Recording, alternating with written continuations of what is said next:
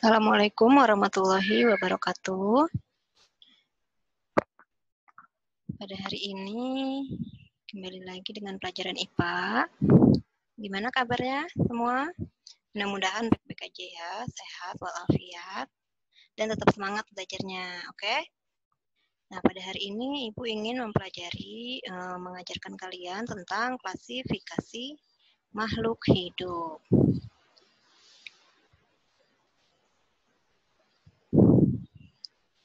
Klasifikasi itu adalah pengelompokan makhluk hidup secara sistematis dan bertahap.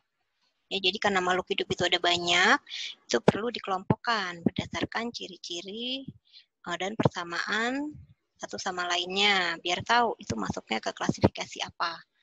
Nah, ilmu yang mempelajari tentang pengelompokan makhluk hidup disebut dengan taksonomi. Nah, cara mengklasifikasikan taksonomi itu adalah berdasarkan persamaan sifat dari masing-masing makhluk hidup. Nah, yang membuat taksonomi ini dipelopori oleh Carolus Linnaeus. Dia juga disebut dengan Bapak Taksonomi Modern. Nah, ini dia fotonya. Nah, dalam mempelajari klasifikasi, ada manfaat yang bisa kita dapatkan. Yang pertama, kita jadi lebih mudah untuk mempelajari makhluk hidup, semua jenis makhluk hidup. Terus kita juga lebih mengenal berbagai spesies makhluk hidup. Kita tahu apa ciri-cirinya, apa makanannya. Terus yang ketiga, mengetahui keanekaragaman hayati. Jadi banyak makhluk hidup yang dari manusia, hewan, tumbuhan, jamur, bakteri, dan lain-lain. Lalu mempermudah cara pelestarian makhluk hidup. Jadi bisa melestarikan sesuai dengan habitatnya, sesuai dengan makanannya, dan lain-lain. Nah, tadi taksonomi adalah cabang ilmu biologi yang mengkaji tentang pengelompokan makhluk hidup. Dasar klasifikasinya adalah persamaan dan perbedaan dari ciri-ciri makhluk hidup. Nah, ini adalah tingkatan taksonominya. Yang pertama kingdom, dari yang paling tinggi adalah kingdom, yaitu kerajaan. Ya.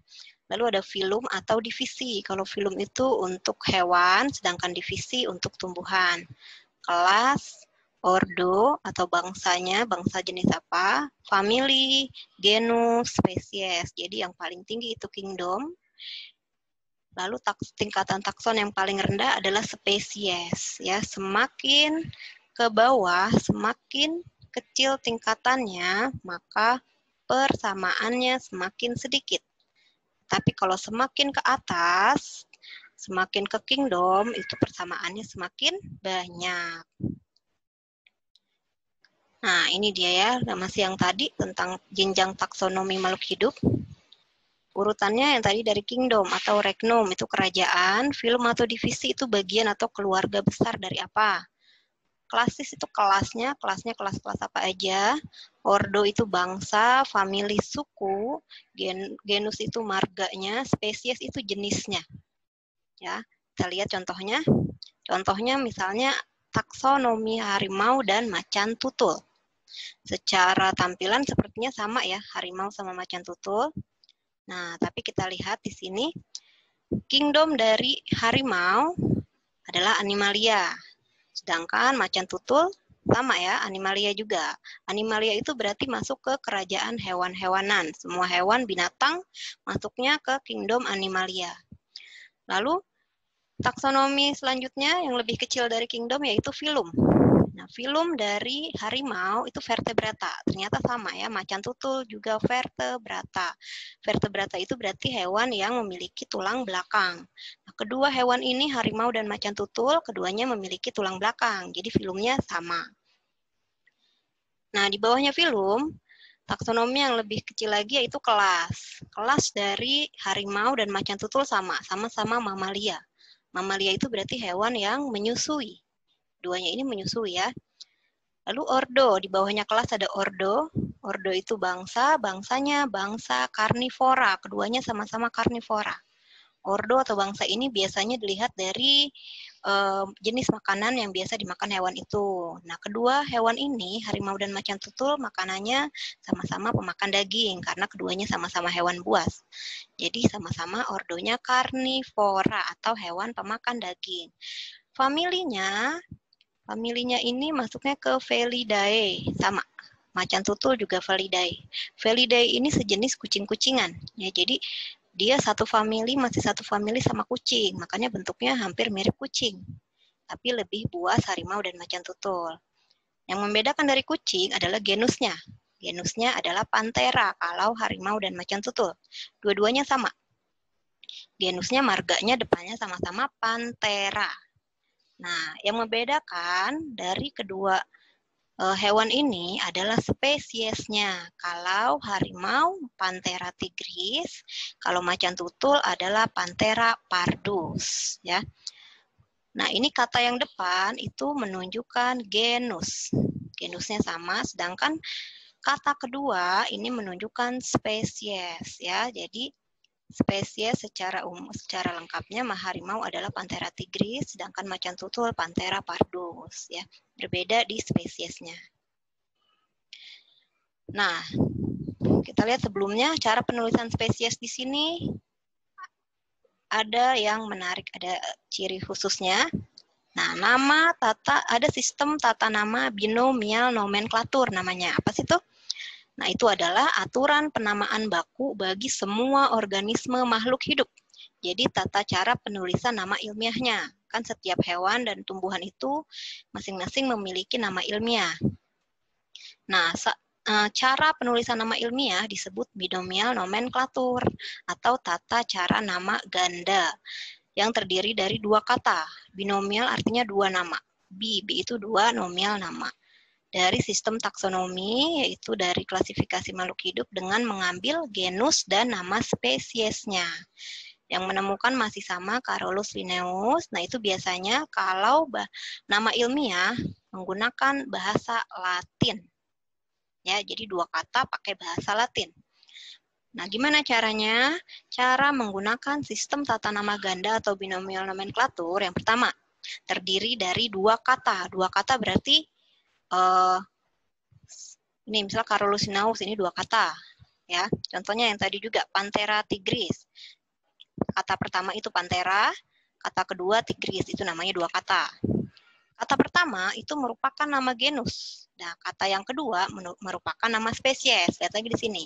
Kalau Panthera tigris berarti Pantheranya genus, tigrisnya spesies. Begitu juga dengan Panthera pardus.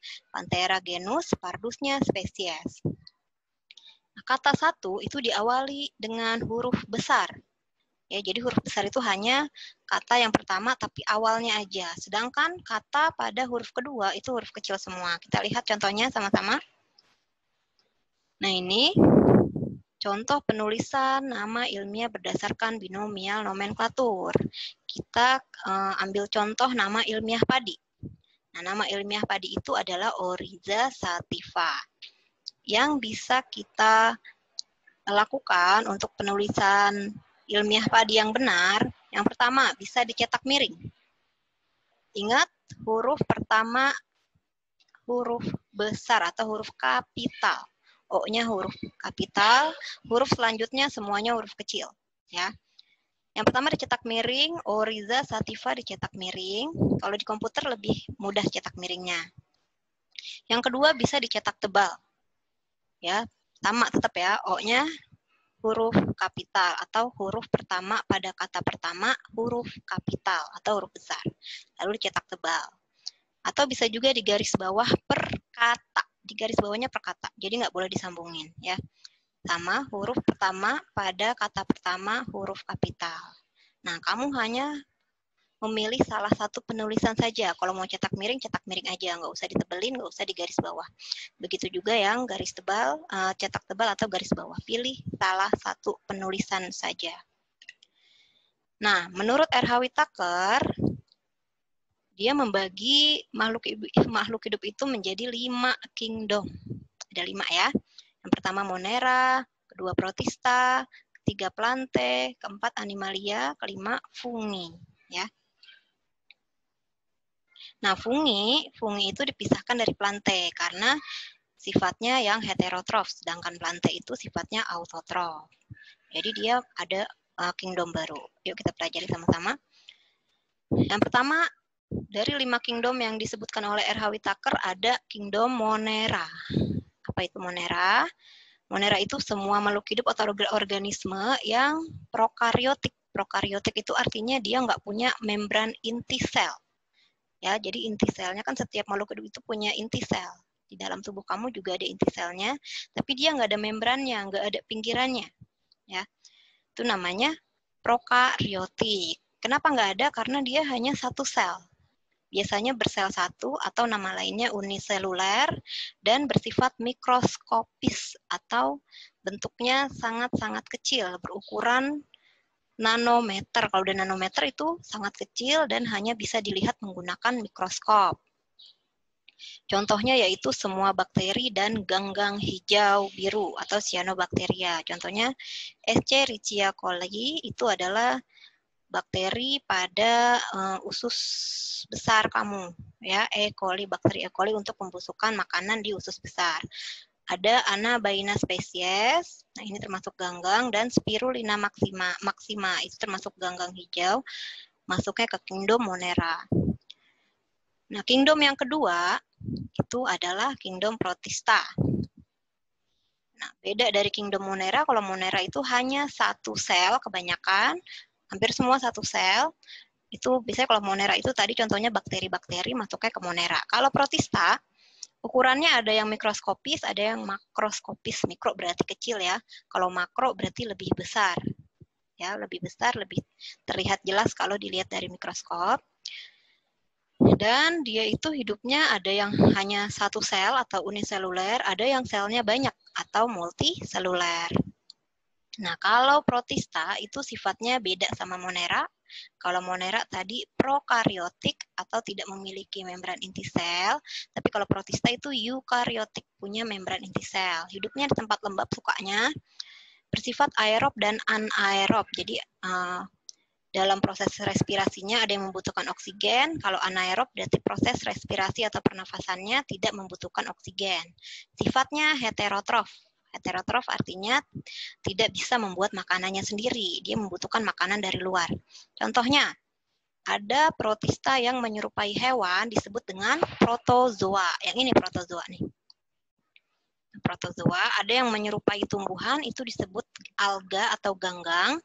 Nah, alga atau ganggang pada protista itu terbagi menjadi ada rhodophyta yang warnanya merah, phaeophyta itu yang warnanya ungu, chlorophyta warnanya hijau, terus ada rhodophyta sama ya warna merah ya, dan chrysophyta warna keemasan. Ya, ini biasanya ada banyak manfaatnya kalau pada protista ya, ada yang untuk kecantikan, ada yang untuk obat dan lain-lain. Lalu ada yang menyerupai jamur tapi bukan jamur. Menyerupai berarti hanya mirip aja tapi nggak masuk ke fungi atau ke jamur. Contohnya adalah jamur air atau Oomycota, bentuknya seperti ini. Nah, protista itu ada alat geraknya karena dia bersifat makroskopis. Jadi biasanya ada alat geraknya. Yang pertama hewan berkaki semu atau rhizopoda. Hewan berbulu cambuk itu flagellata, berbulu getar ciliata, dan berspora sporozoa. Ya, ini bentuk-bentuk dari protista. Ada amuba, eglena, dan paramecium. Ini masing-masing punya alat gerak. Yang ketiga itu adalah kingdom fungi. Fungi artinya jamur. Ya, fungi adalah jamur. Nah, jamur ciri-cirinya, yuk. Ciri-ciri dari jamur pertama eukaryotik. Sama seperti protista, eukaryotik ini berarti mempunyai membran inti sel. Tapi fungi nggak masuk. Jamur-jamuran kan bisa dimakan ya. Ada yang bisa dimakan, ada yang enggak. Tapi itu bukan termasuk tumbuhan karena fungi atau jamur tidak memiliki klorofil atau zat hijau daun. Jadi jamur tidak berfotosintesis. Dia ada yang bersel satu, ada yang bersel banyak atau multiseluler. Tubuhnya tersusun atas benang-benang halus atau hifa. Ada yang bersekat, ada yang tidak bersekat. Makanya kalau jamur itu kan ada garis-garisnya ya. Nah, garis-garis itu namanya hifa. berkembang biaknya dengan spora. Contohnya ini, ada jamur ganggang, jamur benang. Ya, bisa lihat, ini adanya jamur yang hifanya bersekat-sekat atau rhizopus. Ada jamur benar, itu Euchomycetes, memiliki hifa bersekat. Contohnya Penicillium. Ada yang Basidomycetes, ini biasanya yang bisa dimakan. Ada jamur merang, ada jamur kuping, ini nama ilmiahnya. Jangan lupa penulisan nama ilmiah. Huruf pertama, pada kata pertama huruf kapital, ini juga ya. Lalu ada Deuteromycetes atau jamur tidak sempurna. Biasanya bersifat parasit atau menyebabkan penyakit. Lalu yang keempat ada Kingdom Plantae. Kingdom Plantae ini terbagi jadi 3. Yang pertama tumbuhan lumut, yang kedua tumbuhan paku, yang ketiga tumbuhan berbiji. Ya, kita bahas dulu yang pertama. Yang pertama tumbuhan lumut atau Bryophyta. Nah, ini lumut. Lumut itu nggak hanya yang hijau nempel di hijau-hijau nempel di batu ya. Nah, lumut itu ada banyak bentuknya. Yang pertama warnanya udah pasti hijau. Tapi kalau lumut, dia belum mempunyai akar, batang, dan daun sejati. Jadi belum punya akar, batang, sama daun. Jadi hanya menyerupai aja. Nggak memiliki pembuluh angkut. Ya, jadi dia nggak punya xilem dan floem. Berkembang biaknya dengan spora. Nanti kita bahas spora. Jadi spora itu kayak bintik-bintik yang bisa terbang, lalu dia nempel tempat lembab, terus bisa tumbuh lagi jadi lumut baru. Ya, hidupnya tempat lembab. Contohnya lumut hati yang ini dan lumut daun yang ini. Nah, ini adalah pergiliran keturunan lumut atau daur hidup lumut. Yang pertama, spora berterbangan atau keluar dari lumut. Spora itu bentuknya kayak serbuk-serbuk kecil. Nah, saat sudah menemukan tempat yang lembab, spora akan menempel lalu menjadi protonema. Habis dari protonema, jadilah lumut.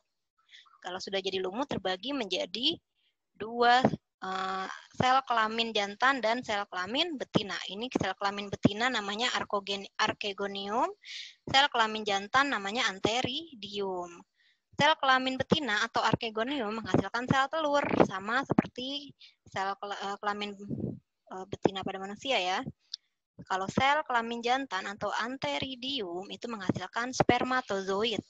Nah, kalau dia bersatu menghasilkan zigot, lalu akan menjadi sporogonium. Nah, di sporogonium itu dalamnya nanti ada spora lagi. Spora yang terbuka, lalu dia menyebar lagi jadi spora dan begitu terus. Itu namanya siklus. Yang kedua dari Kingdom Plantae adalah tumbuhan paku atau nama lainnya Pteridophyta. Depannya ada P tapi yang dibaca Pteridophyta. Ciri-cirinya, kalau tumbuhan lumut tadi kan belum punya akar, batang, dan daun sejati. Tapi kalau paku, dia sudah punya akar, batang, dan daun. Tapi nggak punya bunga, jadi nggak bisa berbuah ya. Nah, pada daun tumbuhan paku itu ada kotak spora. Nah, biasanya bentuknya kayak titik-titik gini nih. Ini namanya kotak spora. Itu disebut sorus. Nah, ini sorusnya yang titik-titik ini. Kalau yang terlihat banget ini yang ini nih. Ini ada tapi nggak terlalu terlihat. Habitatnya menempel pada pohon atau bersifat epifit. Epifit ya. Nah, ini adalah daur hidup atau siklus hidup spora, siklus hidup tumbuhan paku atau Pteridophyta. Yang pertama masih spora karena kan dia berkembang biaknya pakai spora. Spora yang tadi ada di dalam sorus itu akan menjadi protalium kalau dia sudah menemukan tempat yang lembab, lalu terbagi menjadi 2 alat kelamin. Yang betina namanya Archegonium menghasilkan sel telur, sel kelamin jantan menghasilkan spermatozoid. Nah, kalau dia bergabung, dia kawin menghasilkan zigot, dari zigot menghasilkan paku muda. Kalau udah jadi tumbuhan paku muda, tumbuhlah menjadi tumbuhan paku dewasa. Kalau udah jadi tumbuhan paku dewasa, maka ada sorusnya yang tadi bulat-bulat itu. Lalu bisa keluar lagi spora lagi, protalium lagi, dan begitu terus siklusnya. Yang ketiga adalah tumbuhan berbiji atau spermatophyta. Tumbuhan berbiji nama lainnya spermatophyta terbagi 2. Ada gymnospermae atau tumbuhan berbiji terbuka, dan angiospermae, tumbuhan berbiji tertutup. Kita bahas dulu yang gymnospermae, tumbuhan berbiji terbuka. Nah, tumbuhan berbiji terbuka berarti tumbuhannya yang menghasilkan biji tapi tidak menghasilkan buah. Contohnya, pohon melinjo. Nah, itu buah melinjo itu bukan buahnya tapi bijinya. Pinus dan pakis haji. Nah, itu masuknya ke Gymnospermae atau tumbuhan berbiji terbuka. Sedangkan Angiospermae itu adalah tumbuhan berbiji tertutup. Cara membedakannya biasanya dia memiliki buah yang bijinya ada di dalam buah. Itu namanya Angiospermae. Nah, Angiospermae terbagi lagi menjadi dua, yaitu tumbuhan dikotil dan tumbuhan monokotil. Perbedaannya apa? Kalau tumbuhan dikotil, akarnya tunggang. Tunggang itu berarti akarnya lurus ke bawah. Kalau monokotil, akarnya serabut, menyamping dan tidak beraturan. Nah, batangnya kalau dikotil itu memiliki kambium. Ya, nanti ada jadi ada lingkaran tahunnya. Biasanya kalau tumbuhan dikotil itu batangnya lebih besar dibandingkan tumbuhan monokotil, karena tumbuhan monokotil tidak memiliki kambium. Kalau tumbuhan dikotil, daunnya menyirip atau menjari, sedangkan monokotil itu sejajar atau melengkung, jadi lurus ya. Dikotil memiliki dua keping biji, namanya aja di itu artinya dua, berarti yang memiliki dua keping biji. Kalau mono satu, berarti hanya memiliki satu keping biji. Nah, dari bunganya aja beda. Kalau dikotil itu hanya 2 dan 5 atau kelipatannya. Kalau monokotil itu 3 atau kelipatannya jumlah kelopak bunganya ya. Kalau dikotil, susunan berkas pengangkutnya teratur ya. Kalau monokotil tidak teratur. Makanya kalau dikotil itu pohonnya biasanya ada garis-garisnya. Nah, itu berarti dia dikotil atau susunan berkasnya teratur. Contohnya, tumbuhan dikotil itu seperti ketela, kacang-kacangan, karet, mangga, terong-terongan, apalagi pohon-pohon yang memiliki batang yang besar ya. Monokotil, contohnya rumput-rumputan, padi, jagung, tebu, lalu ada pinang-pinangan, palem, kelapa, dan pisang-pisangan. Semua jenis pisang masuknya ke monokotil. Ya, sebenarnya ada satu lagi, yaitu Kingdom Animalia, tapi kita lanjutkan di pertemuan selanjutnya ya. Nah, untuk tugas, nanti Ibu akan memberikan link Google Classroom yang harus kalian kerjakan. Nah, cukup sekian dari Ibu ya. Semoga kalian bisa memahami materi hari ini. Kalau ada yang ingin ditanyakan, nanti bisa ditanyakan di grup. Terima kasih. Wassalamualaikum warahmatullahi wabarakatuh.